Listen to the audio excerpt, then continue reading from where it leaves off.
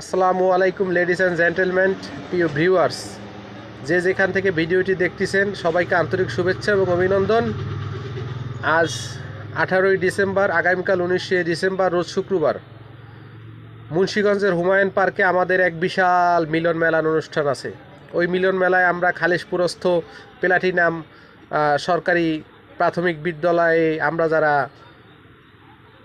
গত হয়েছি মানে এক্স হয়েছি, পরীক্ষা দিয়েছি 1964 সাল থেকে, তাদের একটা মিলন মেলা খুবই আনন্দঘন মুহূর্তে অনুষ্ঠিত হবে। আমরা ওই জায়গার স্টুডেন্ট।